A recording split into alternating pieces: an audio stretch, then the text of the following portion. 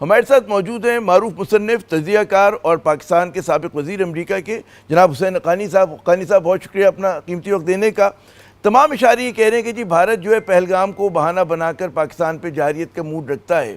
دوسری طرف ہم دیکھتے ہیں کچھ نہ کچھ جو ہے بین الاقوامی سطح پہ بھی کوششیں ہو رہی ہیں۔ اطلاعات یہ تھیں، آپ نے بھی سنا ہوگا کہ جو امریکی وزیر خارجہ ہیں وہ غالباً پاکستانی وزیر خارجہ سے اور بھارتی وزیر خارجہ سے جو ہیں رابطہ کریں گے۔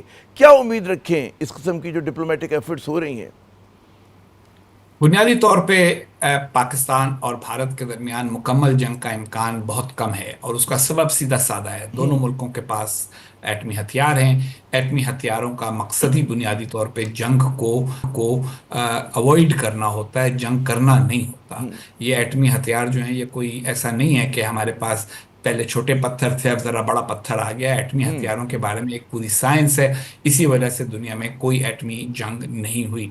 تو پاکستان اور بھارت کے درمیان بھی اصل مسئلہ جو ہے وہ دونوں قوموں کا مزاج ہے، بیان بازی، شور، پھر ہر تھوڑے عرصے کے بعد کچھ کرنے کا مطالبہ، اور پھر جب مطالبہ ہوتا ہے بھارت میں تو اس کے بعد پاکستان میں جذباتی کیفیت شروع ہو جاتی ہے۔ تو اس وجہ سے ہمیں جس قدر جنگ کا شور بھارتی میڈیا میں، سوشل میڈیا پر اور پاکستانی میڈیا میں نظر آ رہا ہے، حقیقی طور پہ اس کا امکان جو سمجھدار عناصر ہیں وہ سمجھتے ہیں کہ کم ہے۔ لیکن اس کا یہ مطلب ہی نہیں ہے کہ بھارت پہلگام کے واقعے کے بعد کوئی کارروائی نہیں کرے گا۔ تو ماضی میں بھی اگر آپ کو یاد ہو 2016 میں درست۔ بھی انہوں نے کارروائی کرنے کا اعلان کیا تھا، 2019 میں بھی، لیکن ان میں سے کسی کارروائی کے نتیجے میں جنگ نہیں ہوئی۔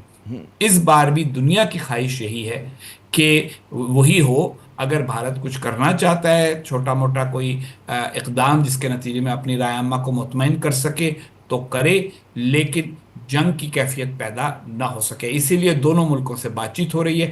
دیکھیے، بین الاقوامی رائے عامہ کے تین پہلو اس وقت آپ کو ذہن میں رکھنے چاہیے۔ پہلا یہ کہ سب یہ کہہ رہے ہیں کہ بھارت نے پاکستان پر بہت جلدی میں الزام لگا دیا ہے۔ ماضی میں جو کچھ ہوتا رہا ہے وہ اپنی جگہ، لیکن اس واقعے کے الزام کے ثبوت میں ابھی تک کوئی چیز پیش نہیں کی گئی۔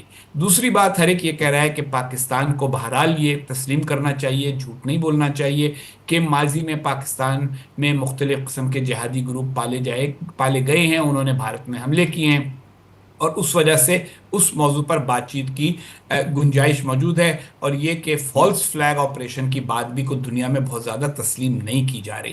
اور آخری بات یہ ہے کہ کوئی یہ نہیں چاہتا کہ بھارت پاکستان پر حملہ کرے یا پاکستان بھارت کے خلاف کوئی ایسی فوجی کارروائی کرے جس کے نتیجے میں جنگ ہو جائے۔